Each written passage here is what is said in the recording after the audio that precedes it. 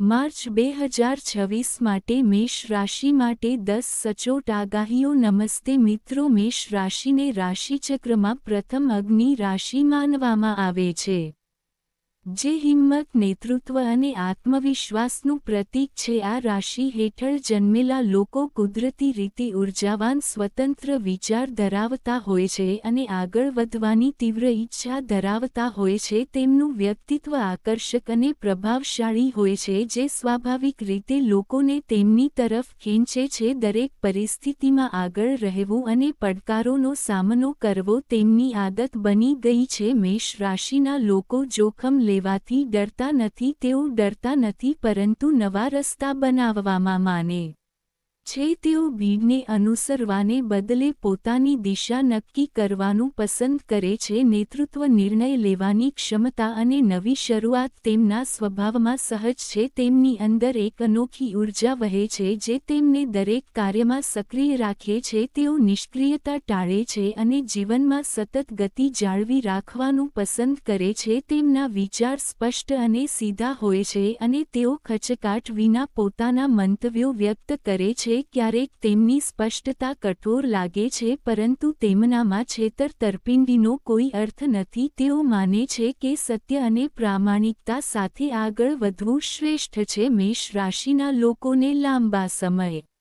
સુધી રાહ જોવી ગમતી નથી। તેઓ ઝડપી પરિણામો ઈચ્છે છે, જે ક્યારેક અધીરાઈ તરફ દોરી શકે છે। તેમનો શાસક ગ્રહ મંગળ છે, જે બહાદુરી, હિંમત અને ઊર્જાનું પ્રતિનિધિત્વ કરે છે। આ કારણોસર ભગવાન હનુમાનને આ રાશિના આશ્રયદાતા દેવતા માનવામાં આવે છે, જે શક્તિ અને રક્ષણ પ્રદાન કરે છે। માર્ચ 2026 મેષ રાશિના લોકો માટે મહત્વપૂર્ણ વળાંક લાવી શકે છે। આ સમયગાળો જીવનના ઘણા ક્ષેત્રોમાં પરિવર્તન, તકો અને નવા સંકેતો લાવે તેવી શક્યતા છે। અમુક પરિસ્થિતિઓ તમને નવી દિશામાં આગળ વધવા માટે પ્રેરણા આપશે। જૂની વિચારસરણીથી દૂર થઈને નવી યોજનાઓ પર ધ્યાન કેન્દ્રિત કરવાનો સમય આવી શકે છે। આ મહિનો ફક્ત ઘટનાઓનો સમય જ નહીં, પણ આત્મવિશ્વાસની કસોટી પણ હોઈ શકે છે। જે તકો પોતાને રજૂ કરે છે, તે તમને તમારી ક્ષમતાને બહાર કાઢવામાં મદદ કરશે। જેમ જેમ તમે આ સમગ્ર વિશ્લેષણને સમજો છો, તેમ ધ્યાનમાં રાખવાની એક મહત્વપૂર્ણ વાત એ છે કે આ માસિક રાશિફળ તમારા જન્માક્ષર એટલે કે તમારી ચંદ્ર રાશિ પર આધારિત છે। પરંતુ આગળ વધતા પહેલા ટિપ્પણી વિભાગમાં નિષ્ઠાવાન હર હર મહાદેવ લખો। વિડિયો આ પોસ્ટને લાઇક કરો અને તેને હાઇપ કરવાનું ભૂલશો નહીં। હવે ચાલો માર્ચ 2026માં મેષ રાશિ માટે 10 સચોટ અને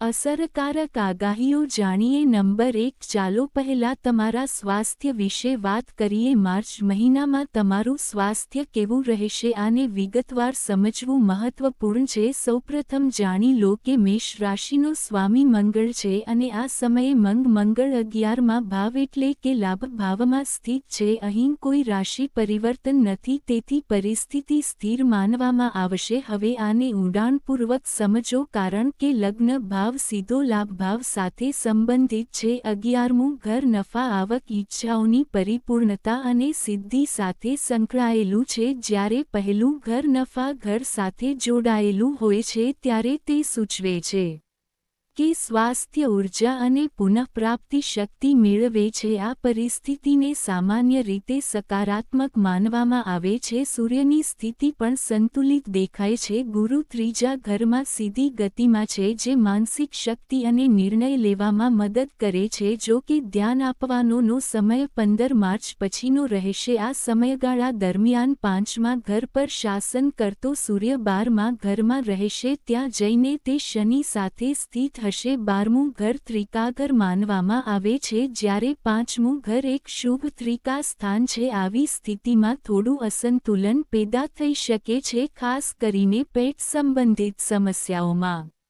તેથી આ સમયે બહારના ખોરાક, અનિયમિત ખાવાની આદતો અને ચેપ પ્રત્યે સાવધાની રાખવી જરૂરી રહેશે. પાચનતંત્ર અંગે થોડી સંવેદનશીલતા વધી શકે છે. ઉપરાંત શનિની હાજરીને કારણે પગમાં, ખાસ કરીને પગની ઘૂંટીઓમાં હળવો દુખાવો, વધુ પડતી મુસાફરીને કારણે શરીરમાં થાક અથવા તણાવ અનુભવી શકાય છે. ક્યારેક માનસિક દબાણ અથવા વધુ પડતું વિચારવાની વૃત્તિ પણ વધી શકે છે. ગંભીર સ્વાસ્થ્ય સમસ્યાના કોઈ સંકેતો નથી, છતાં 15 માર્ચ પછી આંખોમાં શુષ્કતા અથવા બળતરા થઈ શકે છે, જેના પર ધ્યાન આપવું યોગ્ય રહેશે. આ વિશ્લેષણ ફક્ત ગોચર સ્થિતિ પર આધારિત છે. પરિણામો વ્યક્તિગત કુંડળીના આધારે બદલાઈ શકે છે. ગોચર અને જન્મ કુંડળી બંનેનો સંયુક્ત પ્રભાવ જીવનની વાસ્તવિક દિશા નક્કી કરે છે. નંબર 2, હવે ચાલો સમજીએ કે માર્ચ મહિનામાં તમારા અભ્યાસ કેવા રહેશે. કેતુ હાલમાં 5મા ઘરમાં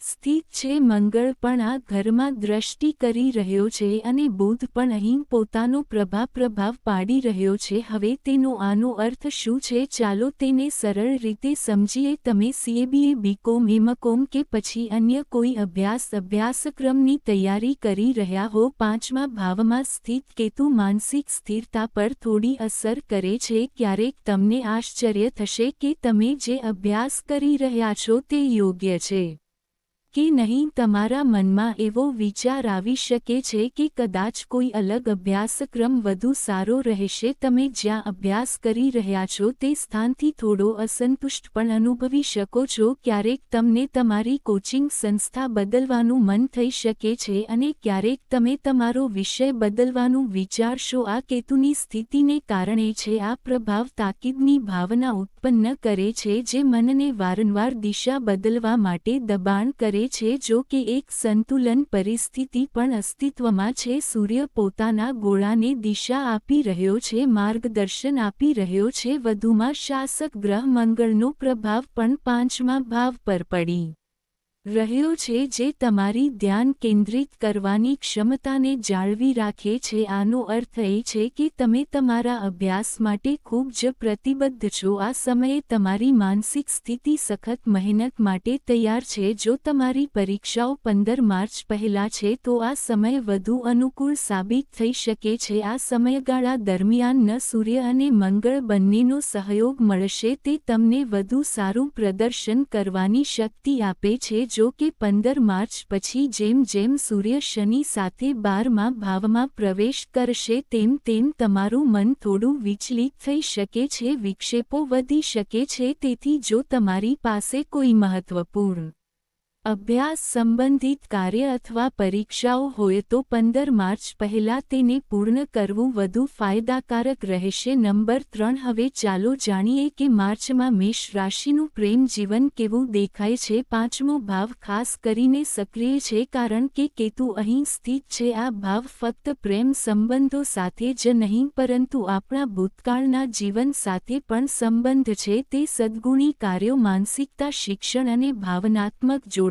પણ દર્શાવે છે. આ ઘર વ્યક્તિના પ્રેમની ઊંડાઈ પણ દર્શાવે છે. આ પ્રેમ ફક્ત સંબંધો સુધી મર્યાદિત નથી પણ તેમાં શ્રદ્ધા, આસક્તિ અને ભાવનાત્મક જોડાણનો પણ સમાવેશ થાય છે. જ્યારે કેતુ 5મા ભાવમાં હોય છે અને રાહુનું પાસું તેના પર હોય છે ત્યારે કેટલાક ભાવનાત્મક ઉતાર ચઢાવ શક્ય છે. તમારા સાચા પ્રેમના ક્ષેત્રમાં ક્યારેક નાની ગેરસમજો ઊભી થઈ શકે છે. આનું કારણ એ છે કે રાહુનું પાસું મંગળ અને સૂર્યનો પ્રભાવ પણ 5મા ભાવમાં સક્રિય છે. બુધનું શુભ પાસું લાગણીઓને સંતુલિત કરવાનો પ્રયાસ કરે છે, સંતુલન જાળવી રાખે છે. જો કે કેતુનો સ્વભાવ અચાનક પ્રતિક્રિયાઓ તરફ દોરી શકે છે. કેટલીક વાર તમે વિચાર્યા વિના કંઈક કહી શકો છો અથવા નાની વાતને અયોગ્ય રીતે ઉડાડી શકો છો. આવી સ્થિતિમાં સંબંધોમાં થોડો તણાવ અથવા વાતચીતનો અભાવ દેખાઈ શકે છે. આ સમયે તમારા જીવનસાથીમાં વધુ આવેગજન્ય અથવા પ્રતિક્રિયાશીલ બનવાની વૃત્તિ પણ હોઈ શકે છે કારણ કે મંગળનો પ્રભાવ પણ સક્રિય છે. તેથી તમારી લાગણીઓને નિયંત્રિત કરવી જરૂરી રહેશે. આ સમય દરમિયાન નાની નાની સમસ્યાઓને વધતી અટકાવવાથી સંબંધો સ્થિર રહેશે. એકંદરે લગભગ 70% પરિસ્થિતિ સંતુલિત રહેશે. જો કે બાકીના 30%માં સાવધાની અને સમજદારી રાખવી જરૂરી રહેશે. નંબર 4. હવે ચાલો તમારા લગ્ન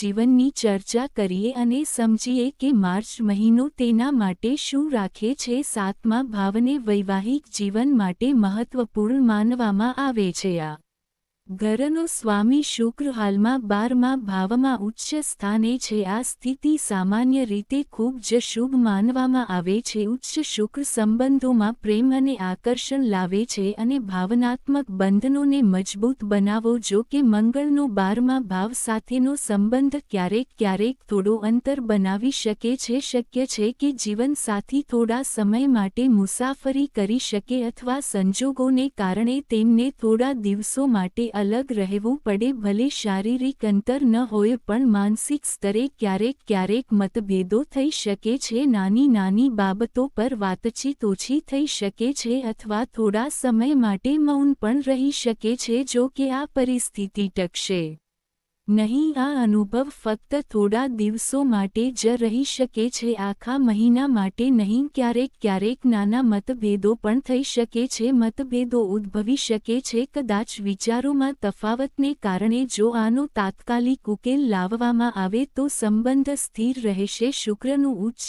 સ્થાને પણ સૂચવે છે કે તમારા બંને વચ્ચે સ્નેહને નિકટતા રહેશે. તમને સાથે સમય વિતાવવા, મુસાફરી કરવા અને ભવિષ્ય માટે નવી યોજનાઓ બનાવવાની તકો પણ મળી શકે છે. એકંદરે તમારું લગ્ન જીવન સંતુલિત અને સહયોગી રહેવાની શક્યતા છે. નંબર 5. હવે ચાલો સમજીએ કે માર્ચ મહિનામાં તમારું ભાગ્ય કઈ દિશામાં લઈ શકે છે. જ્યોતિષશાસ્ત્રમાં ભાગ્ય ઘરને 9મા ભાવથી જોવામાં આવે છે. આ ઘરનો સ્વામી ગુરુ હાલમાં 3જા ભાવમાં સ્થિત છે અને આ સ્થિતિ પોતે જ એક મહત્વપૂર્ણ પરિવર્તન સૂચવે છે. નોંધપાત્ર રીતે 11 માર્ચે ગુરુ તેની વક્રી અવસ્થામાંથી બહાર આવશે અને પ્રત્યક્ષ બનશે. જ્યારે કોઈ શુભ ગ્રહ પ્રત્યક્ષ બનશે ત્યારે તેની સકારાત્મક ઉર્જા વધુ સ્પષ્ટ પરિણામો આપવાનું શરૂ કરશે. પ્રત્યક્ષ બન્યા પછી ગુરુ 9મા ભાવ પર તેની નજર નાખશે. આ દ્રષ્ટિ વક્રી નહીં પરંતુ સીધી અને અસરકારક રહેશે. આનો અર્થ એ છે કે ભાગ્ય સંબંધિત પ્રવૃત્તિઓ ગતિ મેળવવાનું શરૂ કરશે. પહેલાં ફક્ત ચિત્કાર સુધી મર્યાદિત નિર્ણયો હવે તેમને આગળ વધારવાની તક આપશે. જો તમે લાંબા સમયથી કોઈ મહત્વપૂર્ણ ઉપક્રમ, યોજના અથવા નવા પ્રયાસ પર વિચાર કરી રહ્યા છો તો 11 માર્ચ પછી પરિસ્થિતિઓ તમારા પક્ષમાં થઈ શકે છે. અટકેલા પ્રોજેક્ટ્સ ધીમે આગળ વધવા લાગશે. ગુરુની આ સ્થિતિ નસીબને સક્રિય કરતી માનવામાં આવે છે. ધનુ રાશિના 9મા ભાવ પર તેની નજર તકોના દ્વાર ખોલી શકે છે. તમારા જીવનમાં પહેલા જે અવરોધો હતા તે ઓછા થવાની શક્યતા છે. તમને આગળ વધવાનો સ્પષ્ટ માર્ગ મળી શકે છે. જો તમે કોઈ